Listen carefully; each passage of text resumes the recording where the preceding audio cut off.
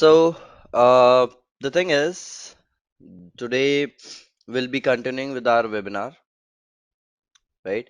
And there are some topics that we are going to discuss, some more topics related to the lands and still the again mapping it to the OSI model and TCP/IP model. So let's continue with that. Now, the next thing that we are going to discuss about is fundamental of Ethernet LANs. So when we are talking about Ethernet and we are talking about LAN, we know what is LAN. Yes. If we talk about, let's say, the Ethernet. So can I say that like when we are talking about Ethernet, right? Can I say Ethernet is a technology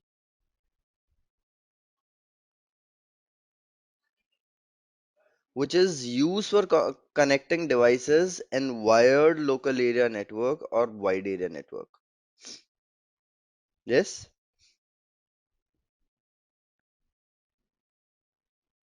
And what it does, it enables the devices to communicate with each other through protocols, right? Which is, what are protocols? A set of rules, or we can say common network language, right? So Ethernet tells us how the network device format and transmit data. So all the devices on the network or the local area network basically, they can recognize, receive, and process the information, right? So Ethernet cable is what it is, physical encased wiring over which the data travels, right? But Ethernet tells what will be the size of the frame, how the data will be shared, right? What standards it will be using, everything.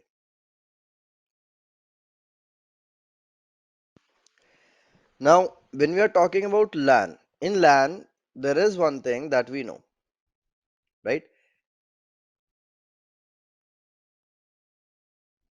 That local area network means in a building, right? Or in a room.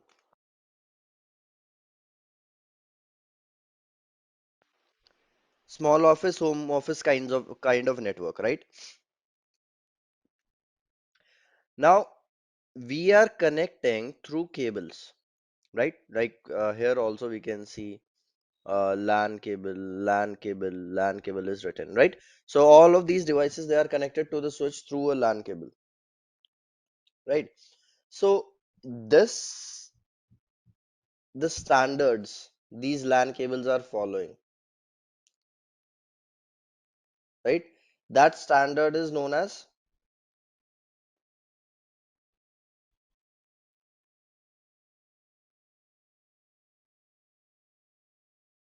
Ethernet, right? So Ethernet is the family of the all the LAN standards, and together they define the physical and data link layer of the LAN technology, wired LAN technology. And it is created by IEEE, Institute of Electrical and Electronic Engineers, right? So IEEE created this Ethernet standard which define the cabling, the connectors, the end of the cables, the protocol rules, everything else which is required to create an Ethernet LAN, right? Now, when I'm talking about small office, home office network, right? So if I said that there is small office, home office network,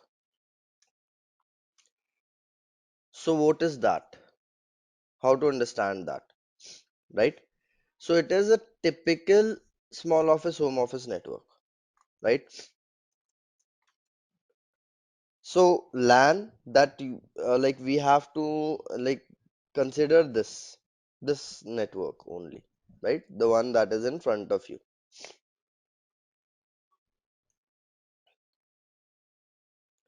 So first, what you need to do, the LAN, it needs a device called an Ethernet LAN switch. So it provides many physical ports into which cables can be connected. So then there is an Ethernet. So Ethernet will use Ethernet cables also.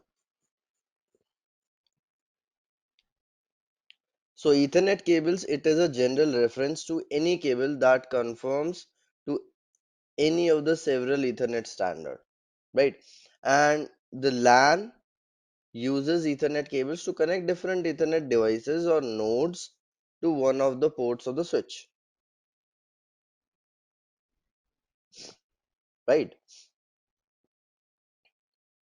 So here we can see like these cables are connected to the switch, and then there is router, right? So the router connects the local area network to wide area network in case to get the internet, right? Now the switch and the router are separate devices. Many small office, home office Ethernet LANs today, they combine router and switch into a single device. Yes or no? The router that you are using at your home, the router or router that you are using at your home, can I say that it is like a switch as well? We can use it as a switch. Does it have ports behind?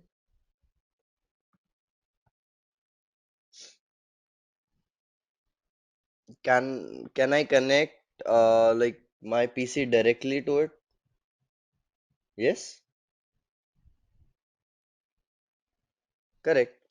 That is doable,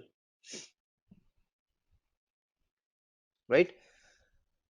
So that is how this switch and router that here you can see, it's combined in small office home office network as well,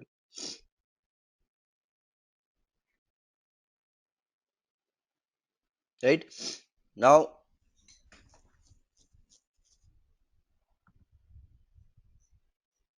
this SOHO network, right? Small office home office LAN network today, they also support wireless LAN connection.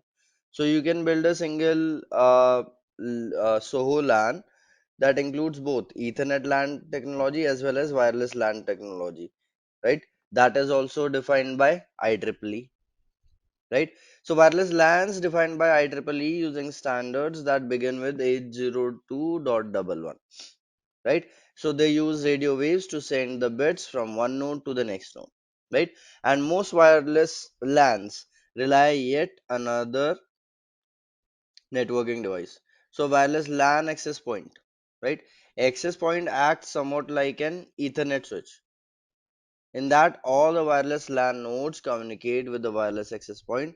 If the network uses the access point, that is separate physical device, right? The access point then needs a single Ethernet link to connect to the Ethernet LAN. Now in this figure, we can see that router, Ethernet switch, and wireless LAN access point, these are three separate devices. So you can better understand, right, the different rules. Many of the SOHO networks today, right, they will use a single device often labeled as wireless router that does all these functions. Is wireless router an access point?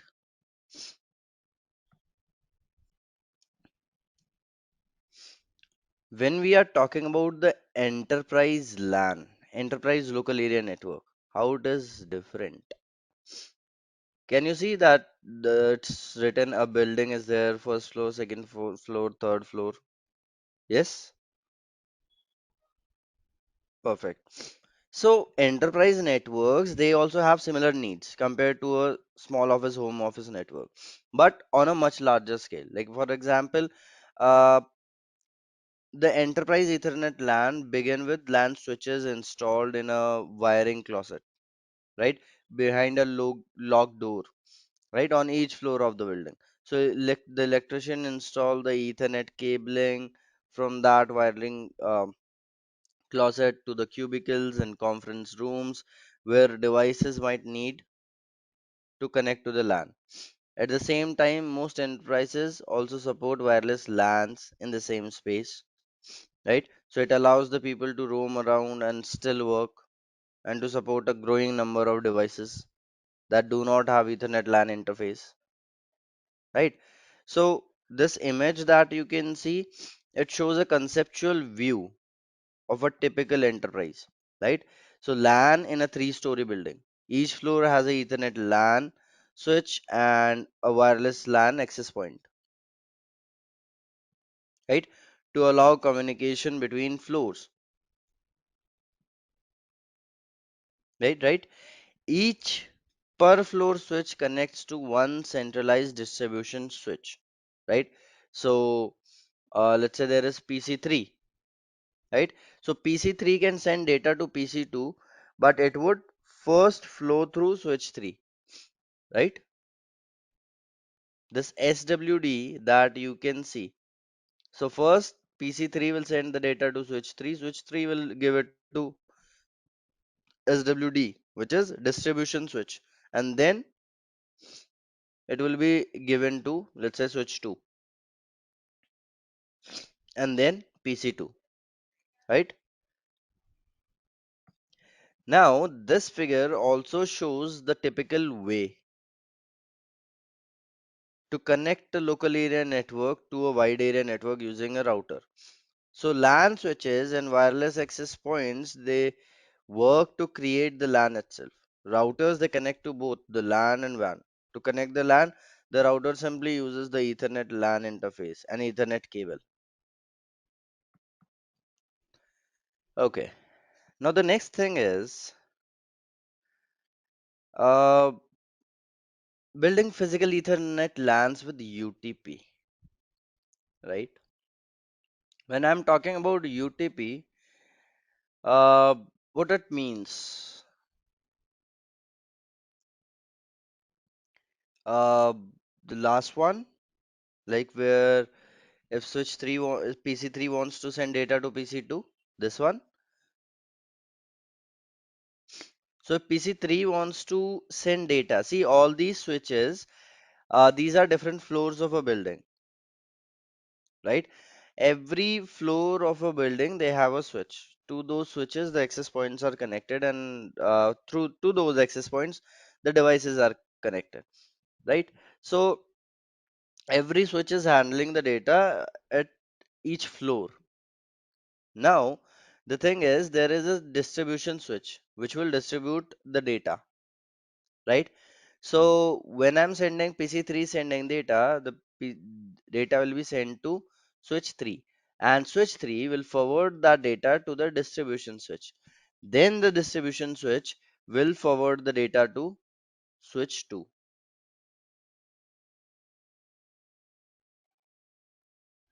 right? And switch 2 will forward it to PC2, right? So that's how this thing will work, right? Perfect. Now next thing is UTP. Now when I'm talking about UTP, right? Unshielded twisted pair cable, right? So we have to know what is twisted pair cable, right? So before that, I'll talk in terms of cabling, right? Like what cable is and how we use it. Now, when we are talking about Ethernet, we know that it is the entire family of standards. So some standards they define the specifics of how to send data over a particular type of cabling and at a particular speed.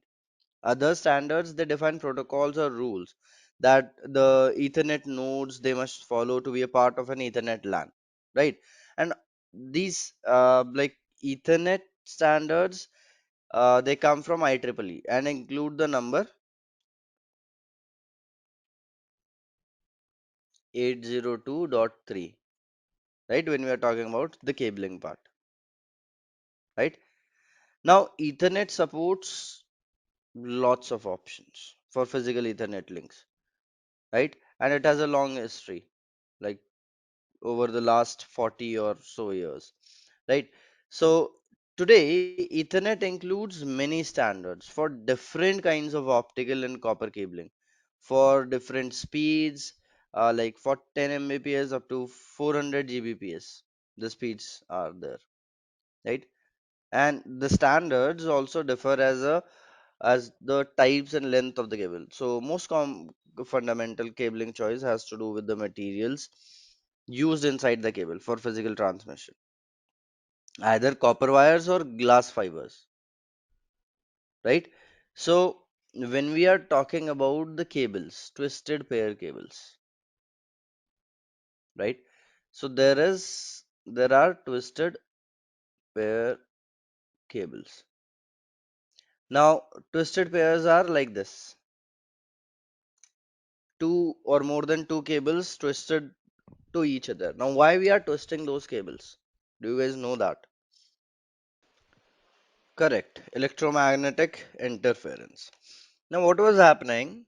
Uh, I'm not very good with the drawing, but yeah.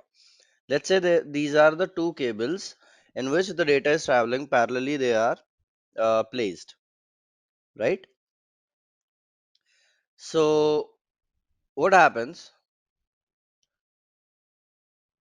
This cable will be having its own electromagnetic field, right? And this cable will also be having its electromagnetic field. So the electromagnetic fields of both the cable, it's colliding and it will affect the speed of the data. It may sometimes affect the data as well, that uh, the data it's corrupted, right? Like yesterday I told you that there is FCS, frame check sequence, which will check if the data is proper or not, if the data is same or it is tampered during the transit or not, right? Why I told you that? Why I asked you for that? Because due to electromagnetic interference, the magnetic fields of the cable they are colliding with each other. It may tamper the data, right? That's why the FCS is checking, right? It's not always someone is attacking or someone is listening to your data, right? But it may affect, right? So that's why what we did, instead of moving the cables more far away, right? What we did, we made the cables combine with each other. We twisted them to each other, right? So that the electromagnetic interference for all the cables, it will be outside, right? So electromagnetic fields will not collide with each other now. Perfect. Now, when we are talking about cabling, right? So in cabling, what happens?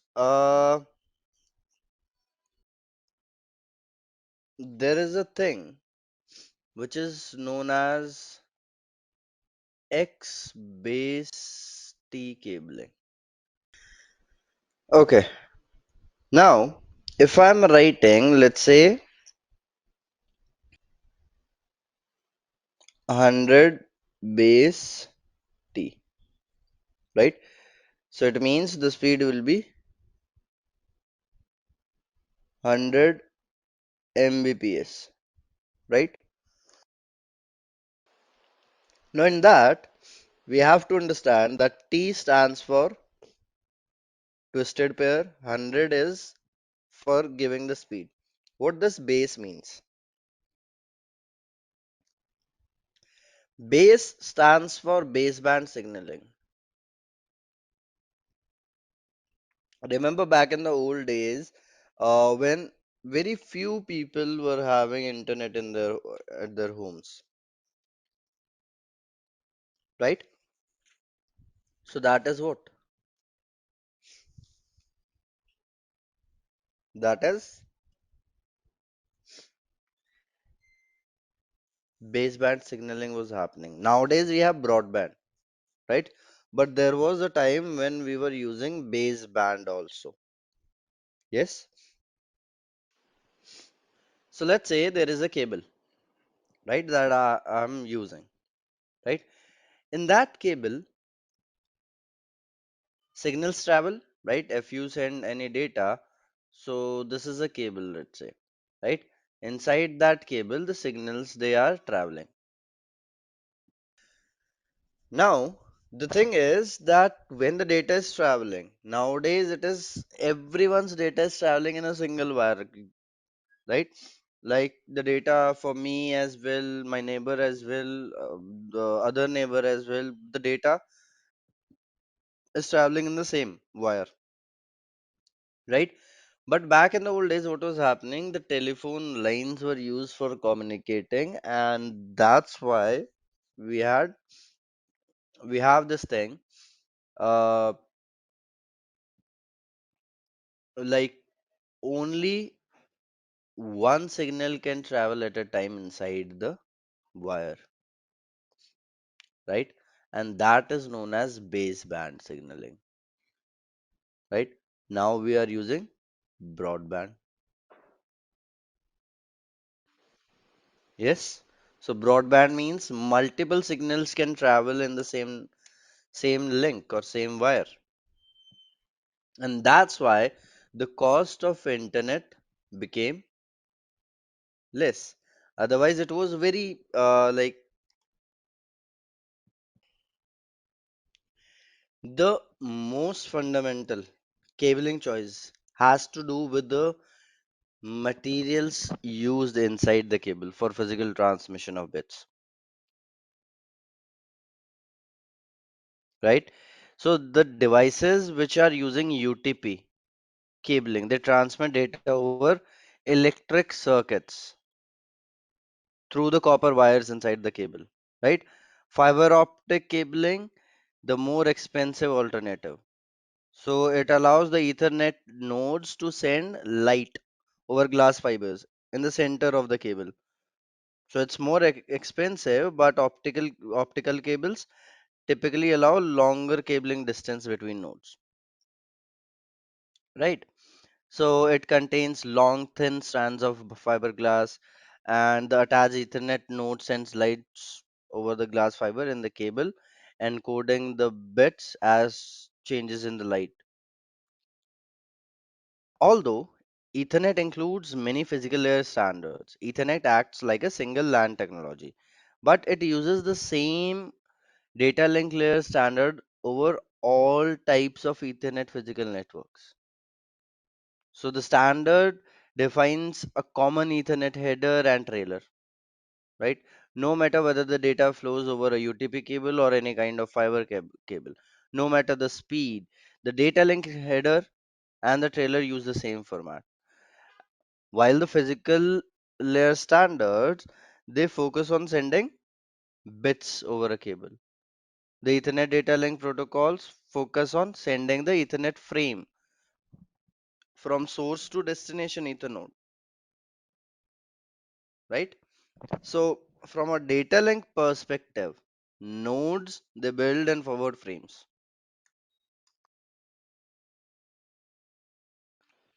right? So, the term frame itself refers to the header and trailer of the data link protocol, plus the data encapsulated inside that header and trailer. So,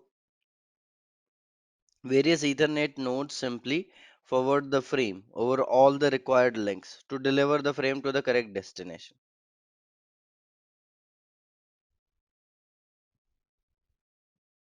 right? Now, when we are talking about building Ethernet LANs with UTP now.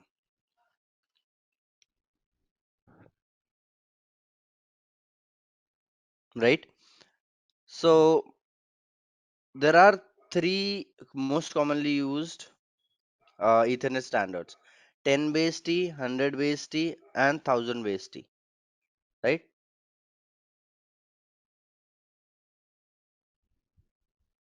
So you have to use specific wiring for sending the data, that we all know,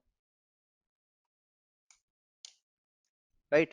Now, how to choose the wiring and how to send the data. Now, let's discuss about transmitting data using first the twisted pairs, right? Now, it is true that Ethernet sends data over UTP cables, and the physical means to send the data uses electricity that flows over the wires inside the UTP cable. So, to better understand how Ethernet sends data using electricity, break the idea into two parts: how to create an electrical circuit, and then how to make that electrical signal communicate ones and zeros, right? So the very first thing, to create a one electrical circuit, Ethernet defines how to use the two wires inside a single twisted pair of wires,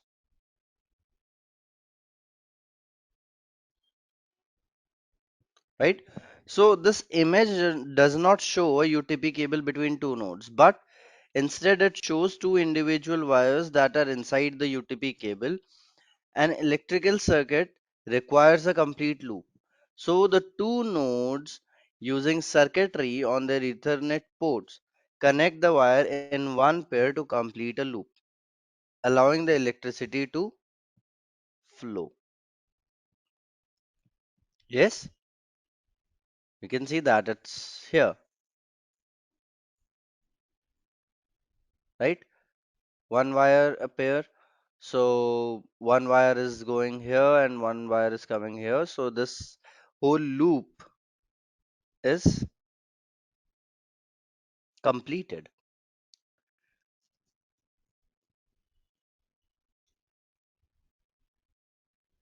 Encoding schemes, right?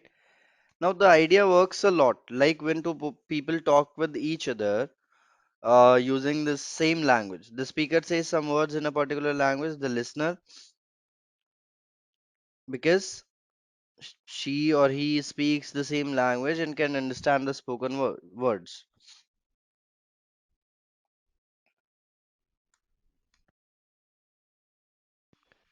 right? With an encoding scheme, the transmitted node, the node which is sending the data, it changes the electrical signal over time. And the other node, the receiver, using same rules, interpret those changes as either zeros or ones, right? So, for example, let's say we are using 10 base T,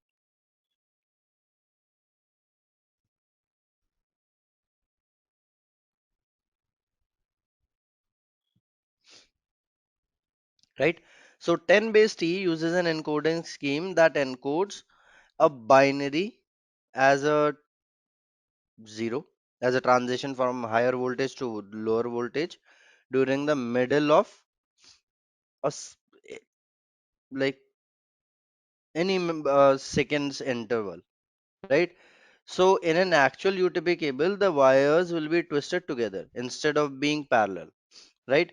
So the twisting helps solve the some important physical transmission issues when electrical current passes over any wire. It has, like as we discussed, it has electromagnetic interference, right? So and the electromagnetic interference between wire pairs in the same cable, it's called crosstalk, right? So twisting the wire pairs together helps cancel out most of the EMI. So most networking physical links that use copper wires, they use twisted pairs.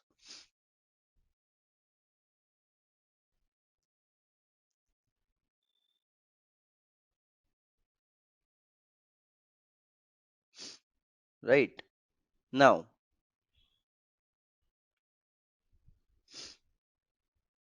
let's understand this data transfer, right? Now, there is a thing which is known as Ethernet link.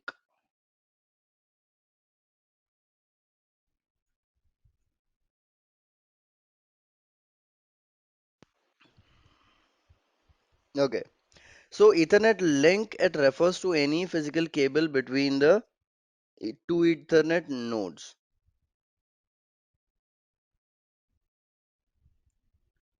right?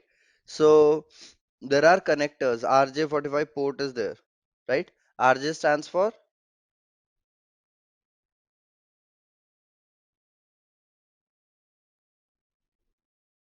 registered jack.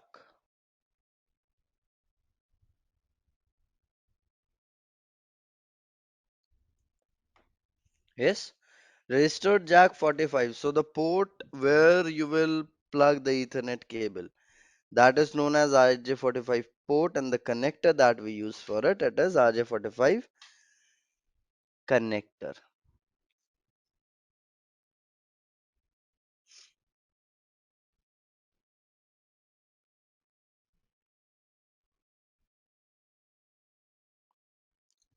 right? So, first think about UTP cable itself, right? Unshielded twisted pair, right? Now, when we are talking about these UTP cables, right, there is STP as well, shielded twisted pair, right?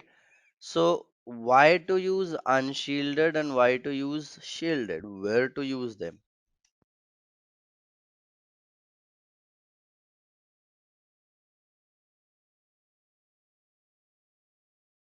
Anyone? Shielded twisted pair, where to use? So that means we can use it anywhere. Shielded twisted pair, like if I have in my home also, I can use it, right? Because if there are some devices which whose external interference may affect the speed of my data transfer, then I can take help of shielded twisted pair. Yes.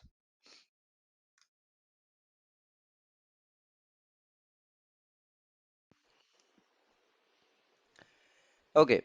So shielded twisted pair cable, it means that it has a covering outside which does not let the external interface or interference to uh, come inside, right? And uh, it does not let the speed to get degraded,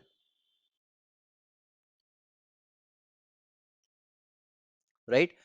Now the thing is, when we are saying that we have shielded twisted pair cable, right, it's very expensive, right?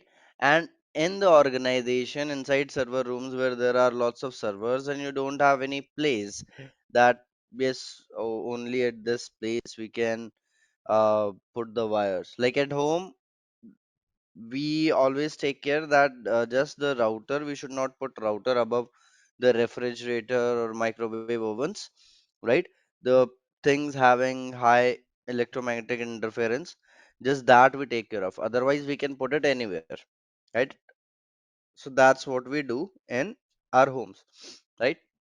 But inside the organization, there are lots of devices having like higher electromagnetic interference, right? So we have to take care of these things.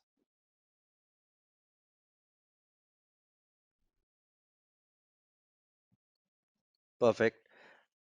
So unshielded twisted pair cables we are using at our homes, right?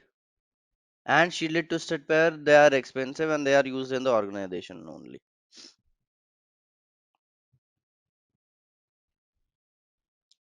Clear? Now, first, if we are talking about UTP, the cable holds some copper wires, which are grouped as twisted pairs. So 10 base D, 100 base T standards, they require two pair of wires. 1000 base T, standard, it requires 4 pairs. So each wire has a color coded plastic coating, right? With the wires in pair having a color scheme. So for the let's say for the blue wire pair, one wire's coating is all blue, other wire's coating is blue and white striped, right? So many UTP cable, they use an RJ45 connector on both ends, and RJ45 connector has 8 physical locations into which the 8 wires in the cable can be inserted, called pin positions, or simply pins. Yes, these pins create a place where the ends of the copper wire can touch the electronics inside the nodes at the end of physical link so that electricity can flow, right? So to complete the physical link, the nodes need an RJ45 Ethernet port that matches the RJ45 connector on the cable, so that connectors on the end of the cable can connect to each node, right? And PCs, we also in PCs also we have RJ45 port as a part of network interface, right? So that, like, we have network interface card that can be expansion card on the PC and or can be built into the system itself, right? Switches typically have many RJ45 ports, right? So to connect to the Ethernet LAN, right? Now, while RJ45 connectors with UTP cabling can be common, Cisco LAN switches, they support other types of connectors as well. So when you buy one of the many models of Cisco switches, you need to think about the mix and the numbers of each type of physical ports you want on the switch, right? And to give its customers flexibility as to type of Ethernet links, even after the customer has bought the switch, Cisco switches include some physical ports whose port hardware can be changed later after you purchase the switch.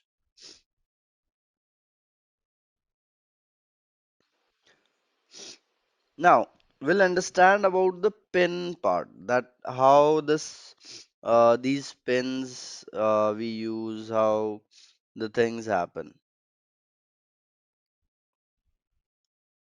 If we can see here in the wire diagram, right?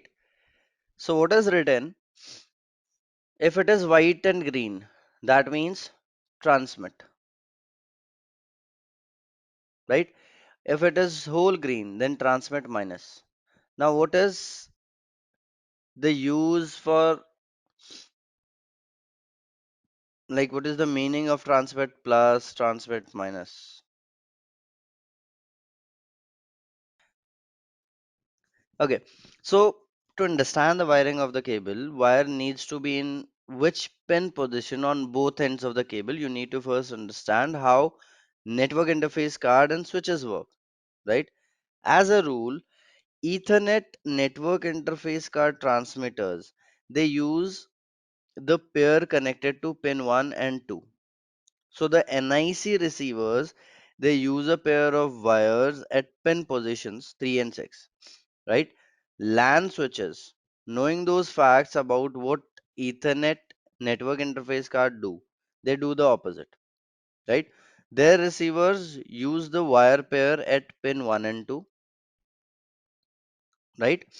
And their transmitters use wire pair 3 and 6, right?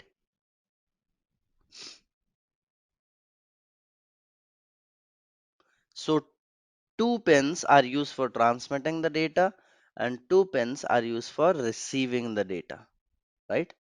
So that's why it is transmit plus, transmit minus, right? Like this. If we can see here, I'm receiving or transmitting. So if this is transmitting, these are receiving, right? And if these are receiving, these are transmitting. right? So this is how the opposite thing works, right? If I am sending from pin 1 and 2, so I am receiving on pin 3 and 6. That's what happens in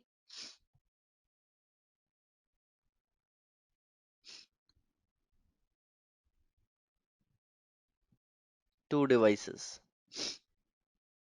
right? Now if I talk about other types of cable, right? Uh, let's say like there is a type of cable which is known as straight through cable, right? And in straight through cable, what I'm doing, I'm connecting a router and a switch, right? Or UTP we are taking this, there is a router and there is a switch, right? So I'm connecting a router and a switch, right? How the transmission will happen?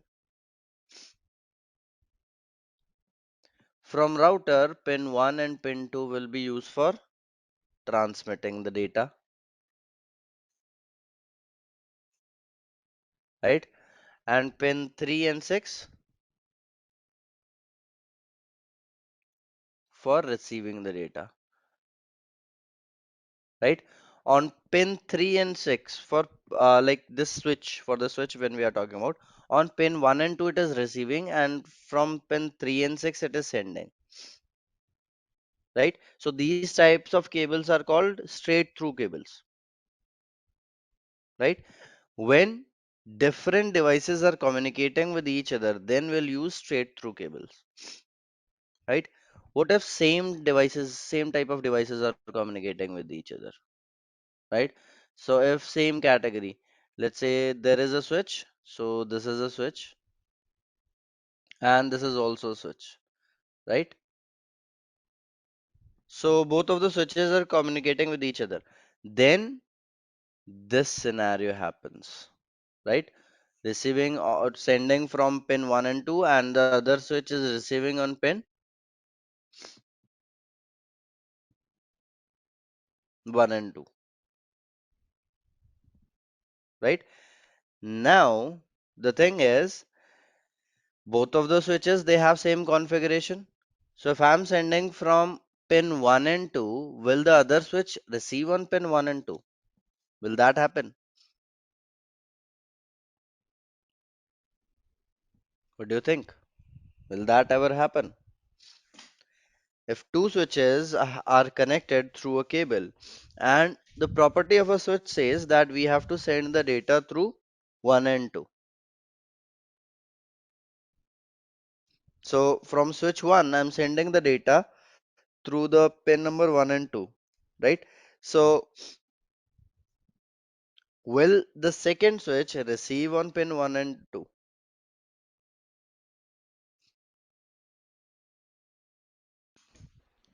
No, because both of their properties say that if I'm sending from 1 and 2, switch 1 will also send from 1 and 2, and switch 2 will also send from 1 and 2, right?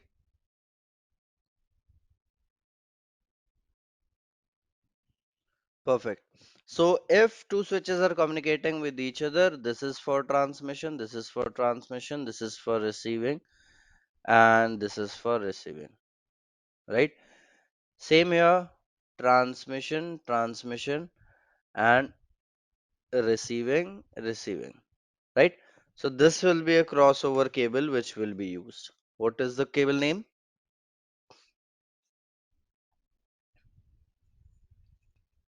Crossover cable. Yes. Now both are sending at the same time. So first switch is sending from pin 1 and 2 to pin 3 and 6. Second switch is also sending from 1 and 2 to 3 and 6. So is there any chance of collision? What do you guys think?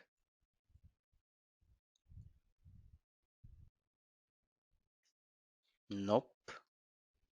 There is no chance of collision.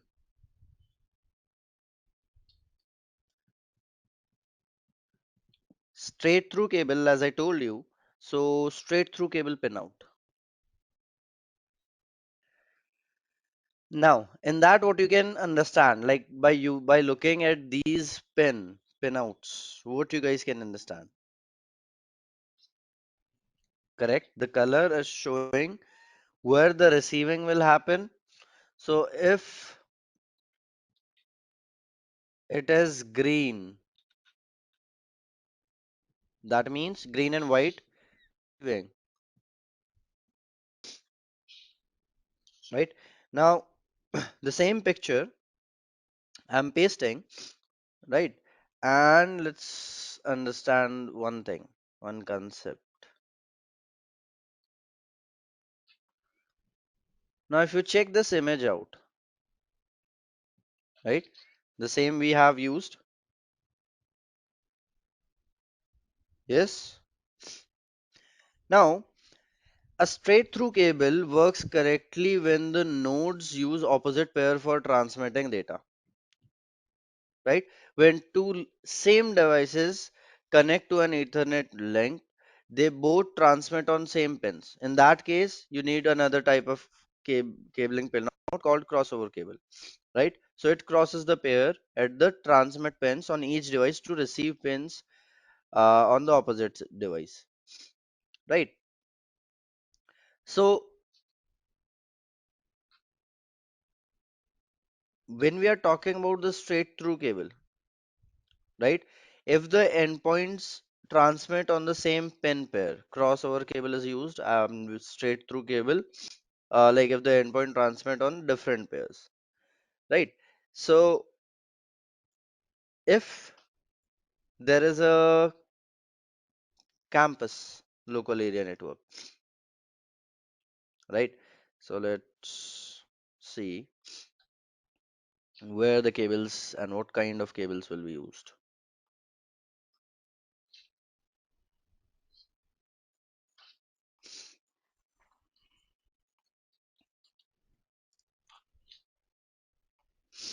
In this image, when two switches are communicating with each other, two same devices are communicating with each other, then we are using crossover cables. But when a device, a PC is communicating with the switch, straight through cables are being used. Yes.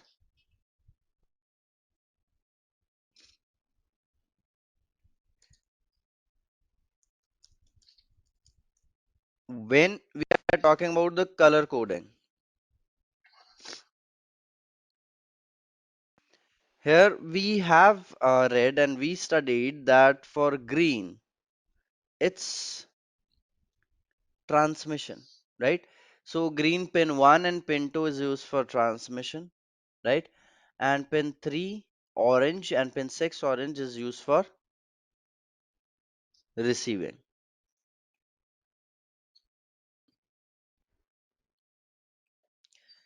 When we are talking about the automatic things, right?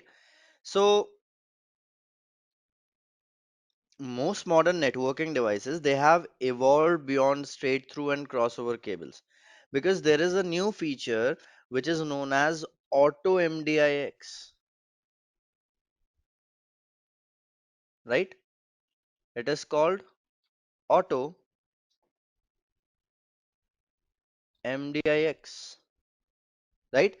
So previously, if two switches are connected using straight through cable, they were not able to communicate with each other. Auto MDIX allows to automatically detect which pins their neighbor is transmitted and adjust the pins they use to transmit the data.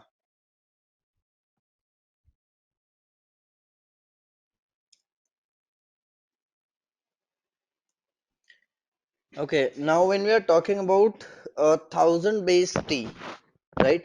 Now what thousand base T can do, right? How the data transmission happens in thousand base T cables.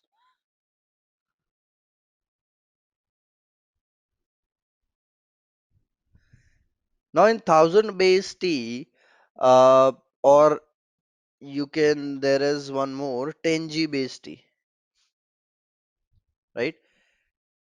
10G base T. Now 10G base T means the speed is 10 Gbps, right? Each pair is bidirectional.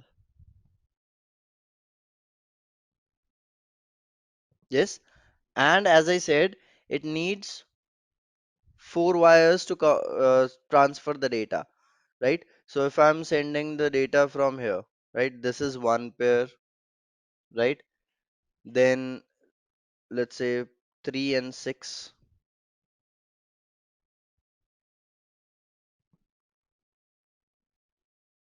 right? Then 4 and 5 is a pair, right? 7 and 8 can be a pair, right? That is how the 10G base T sends the data, right? Or 1000 base T, right? So it requires four wire pairs. It uses more advanced electronics that both ends, right? It allows both the ends to transmit and receive simultaneously on each wire.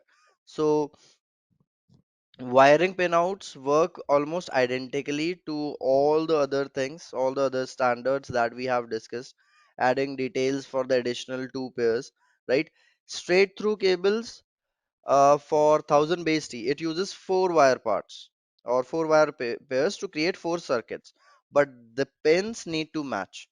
So it uses same pinouts for two pairs as the 10 base T and 100 base T standards, right? And it adds a pair at pin 4 and 5 and the final pair at 7 and 8, right? So pin 4 and 5 and 7 and 8, they are also used in 1000 base T and 10G base T, right?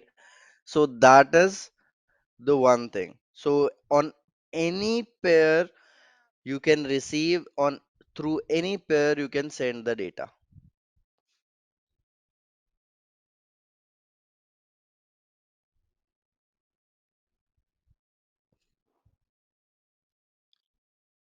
right? Now, next thing is we are going to talk about in terms of physical Ethernet LANs with fiber.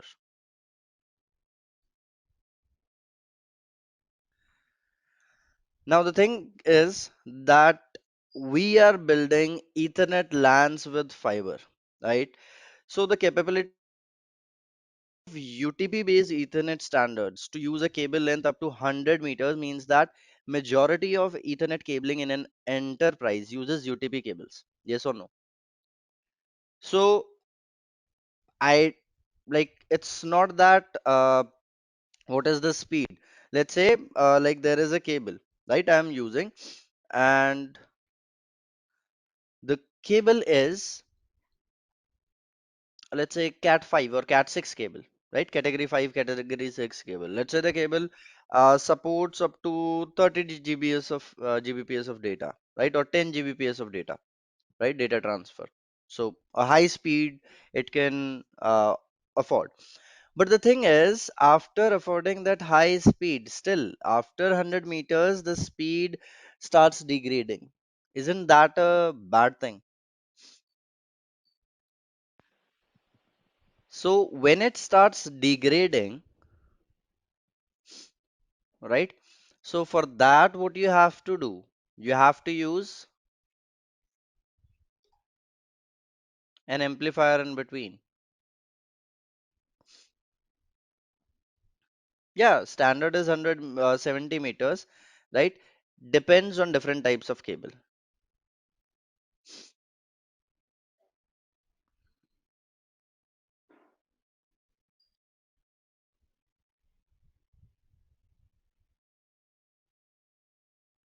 Right? So what we have to do after 100 meters, we have to use the device and then it will amplify our signals. So the device which amplifies our signals, right? The one that I have pasted, like this box I have created. What is the name of this device,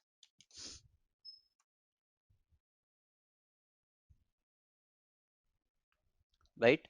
So repeater does what? It picks up the bit by bit data from here and puts it here in the output. right? Right. So that's one thing, right? Now, in some cases, an engineer might prefer to use fiber cabling for some links in an Ethernet LAN, right? First thing, to reach greater distances, but for other reasons as well, right? So when we are talking about fiber cabling, it uses glass as the medium through which light passes, varying that light over time to encode zeros and ones, right? So it seems strange. Like if I ask you 15 years back, 15, 20 years back, if I might have asked you that, do you think the data can travel in form of a light? You would have said that never. Yes or no? Yes, we might have said that. No, it can never be sent in the form of a light, right? So it seems strange to first at first to use glass, given that most of us think of glass in windows. So window glass is hard, unbending, and if you hit or bend it enough, the glass will probably shatter. All bad characteristics for a cabling material, isn't it? Yes. Like let's say you are using that window glass, so that window glass, due to many factors, it may break, right? Instead of that, fiber optic cable uses fiberglass, right? So it allows a manufacturer to spin a long, thin string of flexible glass, and a fiber optic cable holds the fiber in the middle of the cable, allowing the light to pass through the glass. And that is a very important attribute for the purposes of sending data, right? Although sending data through a glass fiber works well, the glass fiber by itself needs some help, right? The glass could break, so the glass fiber needs some protection and strength, right? So there are these outer layers,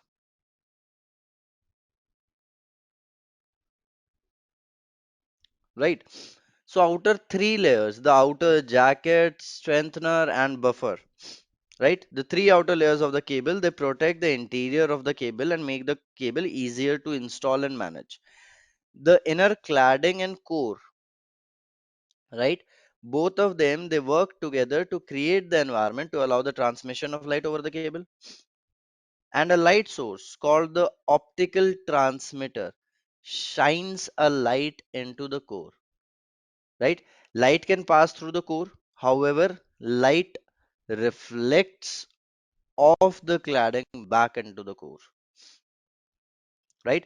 So if this is a glass, right? So if this in this glass, if I directly send some light, the light will try to escape the glass, right? So cladding makes sure that the light does not escapes the core, right? And it reflects the light back into the core as it travels through the core, right?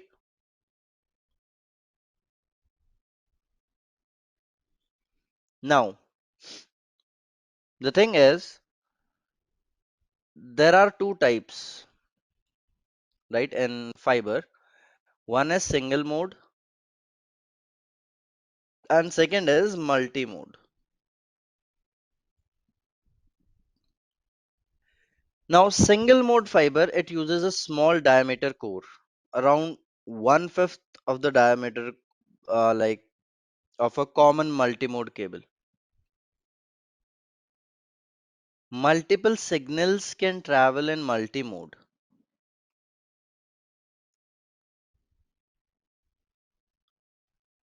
right?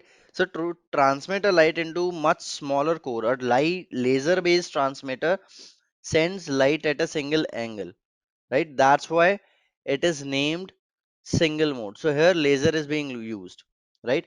So both multimode and single mode cabling, they have more important roles in Ethernet and they meet different needs. Multimode improves the maximum distance over UTP, and it uses less expensive transmitters as compared to single mode, right? Standards they do vary. For instance, the standard for 10 GB Ethernet over fiber, it allows distance up to 400 meters, right? So 400 meters, right? Which would often allow for connection of devices in different buildings in the same office park, right? And single mode allows distances into tens of kilometers, but with slightly more expensive hardware, right? So to transmit between two devices, you need two cables, one for each direction, right? Right? UTP, the concept works much like having two electrical circuits with the original UTP Ethernet standard, right? So the transmit port on one device connect to a cable that connects to the receive port on other device, right? Now, to use fiber with Ethernet switches, you need to use a switch with either built-in ports that support a particular optical Ethernet standard or a switch with modular ports that allow you to change the Ethernet standard used on the port, right? So if we are using single mode, right? I'm just giving you example. 10G base E, right? So the cable type will be used single mode, and the maximum distance will be 30 kilometers, but it will be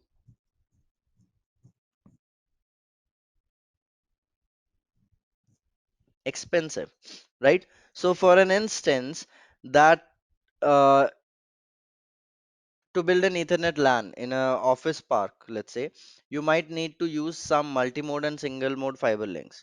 Many office parks might already have fiber cabling installed for the expected future use by the tenants in the buildings.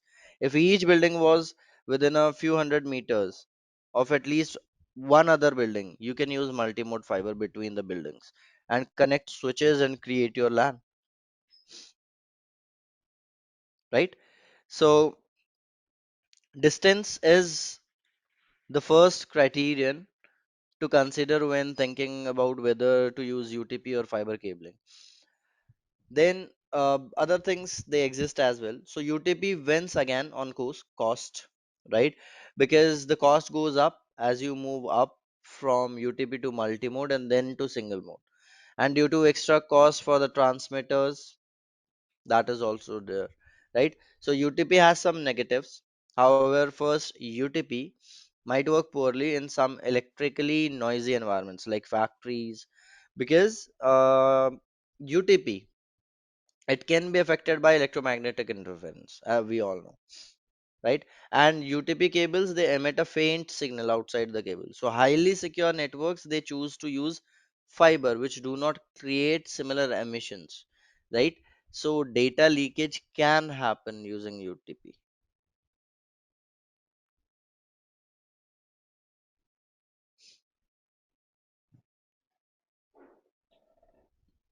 Correct. So they are using fiber solutions because data is the first priority, right? They can pay, right? They are ready to pay. Why? Because the data leakage was always there when we were using UTP. It depends if some company's data was leaked or it was not. But yeah, or you can tamper the data as well. Like what attackers they do. If being an attacker, like if I'm talking in terms of security, if being an attacker, I'm not able to hack inside the company, get inside the company. So I will send high frequency or I will create electromagnetic interference in the network so that the wires and the data traveling in them it gets tampered, right? So now here we can see if the standard is 10G base S, multi-mode will be used 400 meters is the max distance, right? Then 10G base LX4 Multi-mode will be used, 300 meters will be the maximum distance. 10G base LR, single mode will be used, 10 kilometers will be the max distance. 10G base E, single mode will be used, 30 kilometers will be the max distance. Right? Now,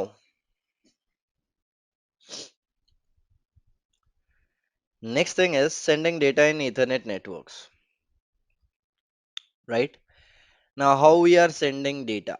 So, although physical layer standards vary quite a bit, and other parts of Ethernet standards they work the same regardless of type of uh, like physical Ethernet link. And this final major section, that I have put in this course, right? So we'll be discussing about some protocols and the rules in Ethernet, regardless of the type of the link.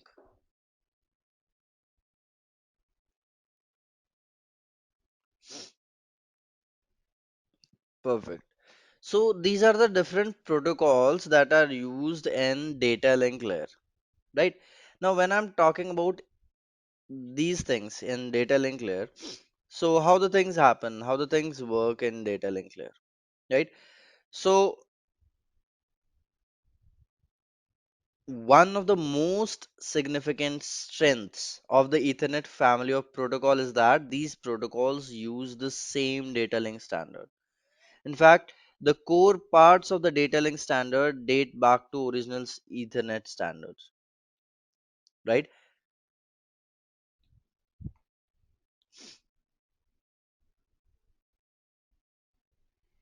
Yes. Now the thing is, when we are talking about the Ethernet, so Ethernet data link protocol defines the Ethernet frame. So there is an Ethernet header at the front, the encapsulated data in the middle, and Ethernet trailer at the end. So Ethernet actually defines a few alternate formats of the header with the frame format. So header and the trailer, right? So while all the fields in the frame matter, some matter more to the topics discussed, right? Like we have discussed. So we'll discuss in more detail about these fields, but yeah, for now I'm telling you about these fields. Like the first one is preamble. Okay. So preamble is used for the synchronization purpose, right? For synchronizing the communication between different two devices, right? Which are communicating, right? Then there is SFD. SFD stands for start frame delimiter, right? Now start frame delimiter means it is signifying or it is telling that the from the next byte the destination MAC address field is starting, right? So there is destination MAC address field to detect that now the destination MAC address is arriving.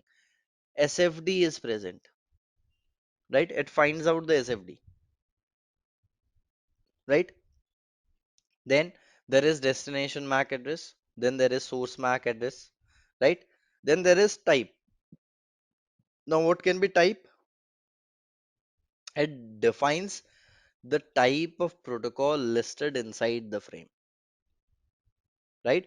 So today most likely it identifies IP version 4 or IP version 6,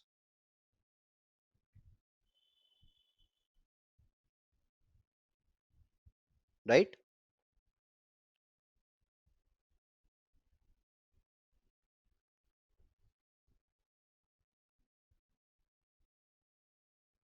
Clear?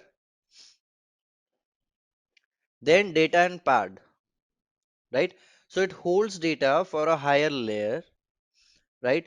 And like usually IPv4 or IPv6 packets. So the sender adds padding to meet the minimum length requirement for this field, which is 46 bytes, right? So the data, whatever data you are sending, that is data and pad. Then there is FCS. So it provides a method for receiving network interface card to determine whether the frame experience transmission errors or not. Not right. So the thing is, the source and destination Ethernet address field, they play a very big role. How Ethernet LANs work, right? And the general idea of each is relatively simple, right? The sending node puts its own address in the source address field and the intended Ethernet destination device address in the destination address field. Now the sender transmits the frame expecting that the Ethernet LAN as a whole will deliver the frame to the correct destination, right? Now Ethernet addresses, which I'm talking about, these are also called MAC addresses,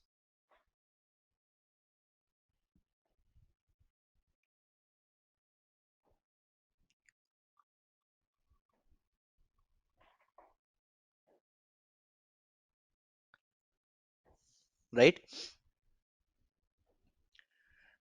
So when I'm talking about CRC, so CRC works inside Cisco. It is an algorithm to find out the errors during the transmission. So it can be due to electrical, these can be electrical errors or like electromagnetic interference errors or fluctuation errors, anything. The error can be which can tamper a frame, which can affect the data of the frame.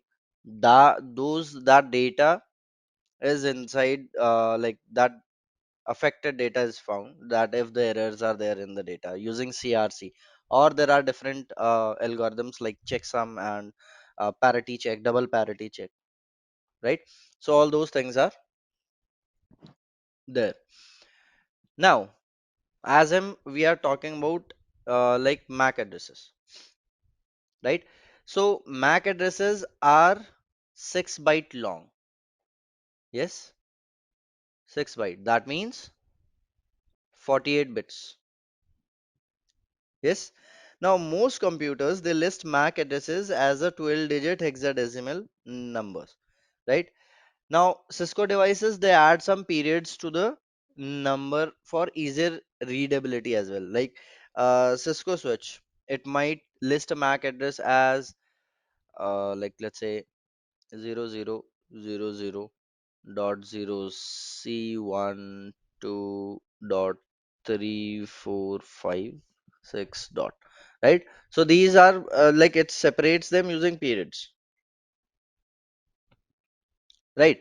Now most MAC addresses, they represent a single network interface card or other Ethernet port. So these addresses are often called unicast address. What is the meaning of unicast?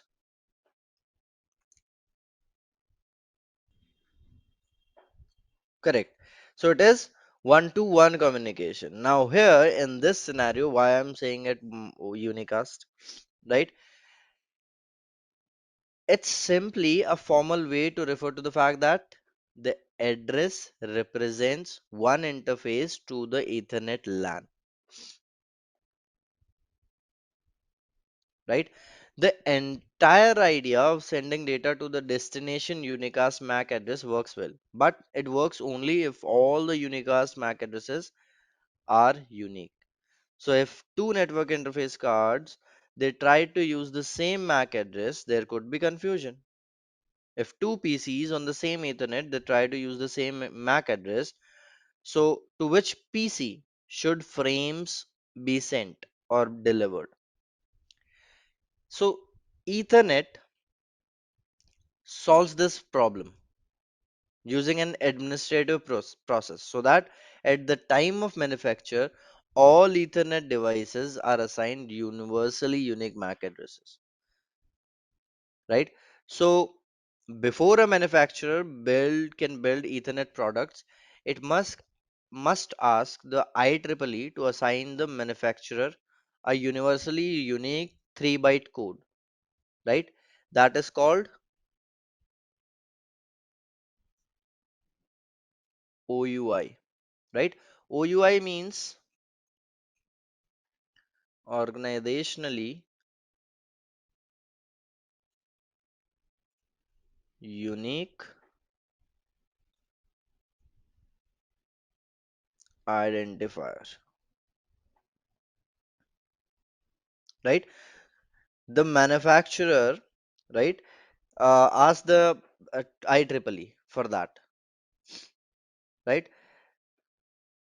Then the manufacturer agrees to give all NICs a MAC address that begins with its assigned 3 byte OUI, right? And then the manufacturer also assigns a unique value for the last 3 bytes, a number that manufacturer has never used with that OUI. As a result, the MAC address of every device is unique in this universe, right? So how it looks like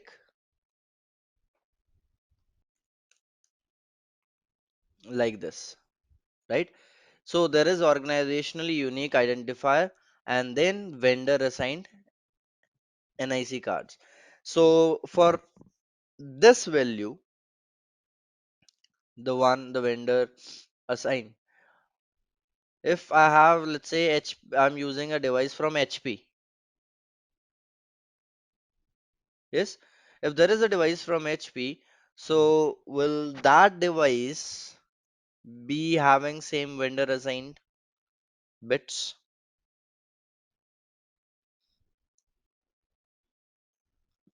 So for uniquely identifying its own devices, right? Organization will give, like, or the manufacturer will give the first 24 digits to all its devices, right? So all of the devices, there are many chances, like, odds are very high that you are using HP, I'm also using HP, we both have same OUI in the MAC address, right? That is uniquely identifying the organization. Then the last 24 digits are unique for every device in this world, right? That's how the things work.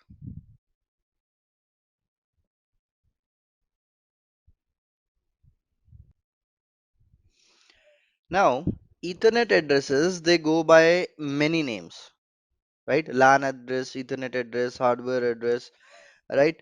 Burnt in address, physical address, universal address, or MAC address. For example, the term burnt in address, right? It refers to the idea that the permanent MAC address has been encoded into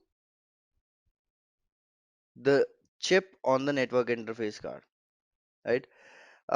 Like as another example, IEEE, like Institute of Electrical and Electronic Engineers, uses the term universal address to emphasize the fact that the address assigned to a network interface card by a manufacturer should be unique among all addresses in the universe.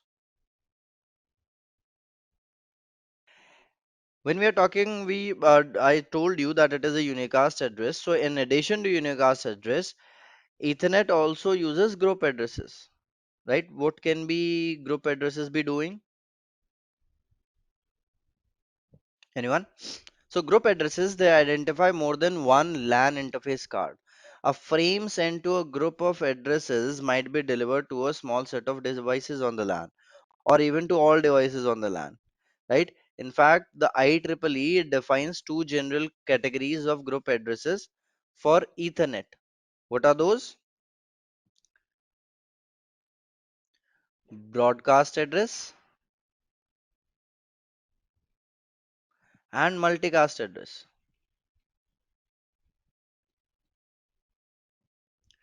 So broadcast means one to all communication, that anyone who's there in the network, even if that person is like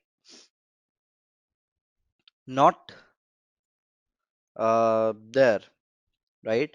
Even if that person does not needs, even that device does not need the data, even then that device will be getting the data, right? So the frame sent to this address will be delivered to all the devices in the Ethernet LAN, and it has a value of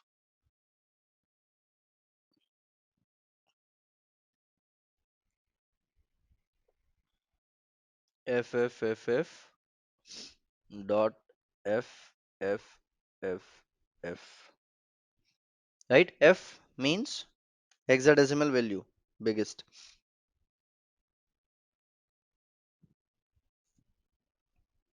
Perfect.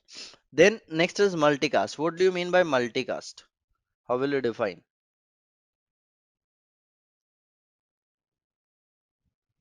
One to a select few. Now, what happens in multicast? There is a multicast group which is created,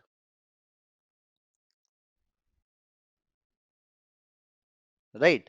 Now, in that multicast group, if you are the part of that multicast group, right, server will send you the data. Otherwise, you won't get the data, right? That is the meaning of multicast address, right?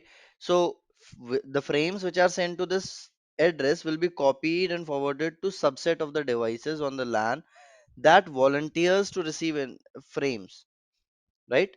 So you have to volunteer for getting the data here.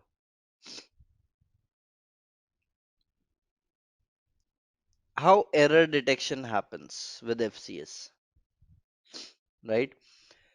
So Ethernet, it also defines a way for nodes to find out whether a frame's bits changed while crossing over an Ethernet link, right?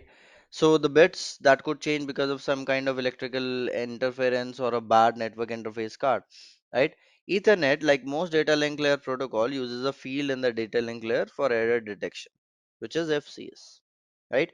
The only field in Ethernet trailer which gives the receiving node a way to compare results with the sender to discover whether errors occurred in the frame or not. Now, the sender, it applies a complex math formula to the frame before sending it, and he stores the result of that formula in the FCS field. The receiver applies the same math formula to the received frame, right? And the receiver then compares its own result with the sender's result. If the results are same, the frame didn't change. Otherwise, an error occurred and the receiver discards the frame, right? So error detection does not mean error recovery, right? Ethernet defines that the errored frame should be discarded, but Ethernet does not attempt to recover the lost frame, right? So other protocols like TCP recover the lost data by noticing that it is lost and they send the data again, right? But Ethernet does not defines this thing. Getting the point? So if it is lost, then lost.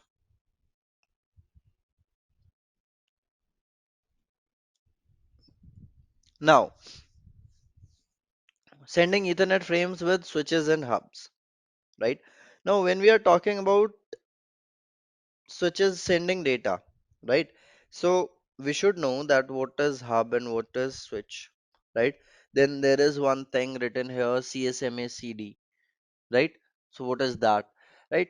The very first thing we should know is hub. Now, how will you define the hub, guys? What is a hub?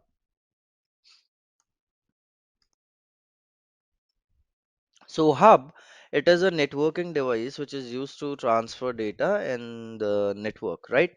Now, all the devices which are connected to the hub, what hub does, hub broadcasts all the information to the all the devices that are present in the network, right? So what happens? That's the worst thing about hub. So let's say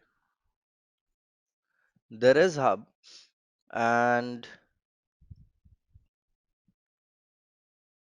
there are devices connected to the hub, right? Let's say this is the hub and these devices are connected to the hub.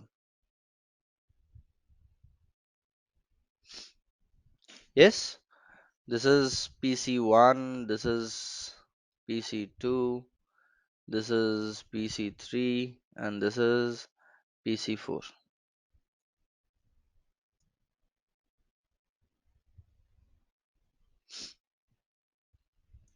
Now, the thing is, when PC1 wants to send some data to PC4, what is happening?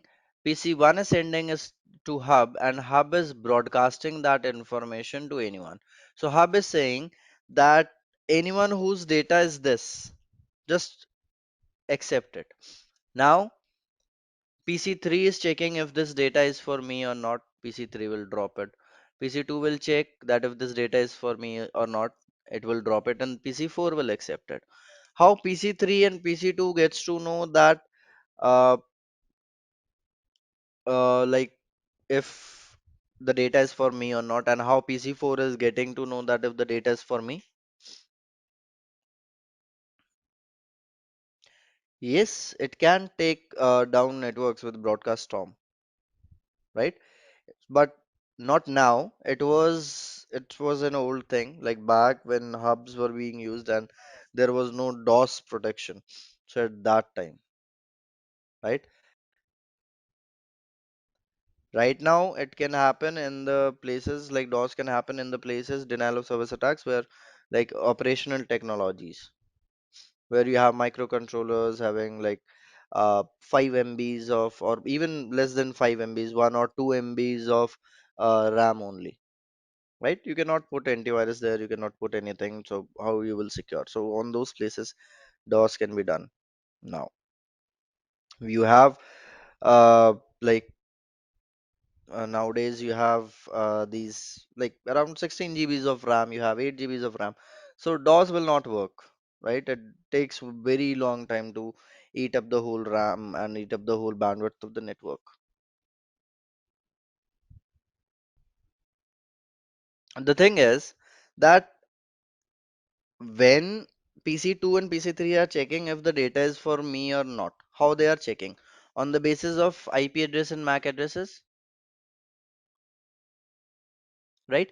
So who inside your device is checking if the data is for me or not?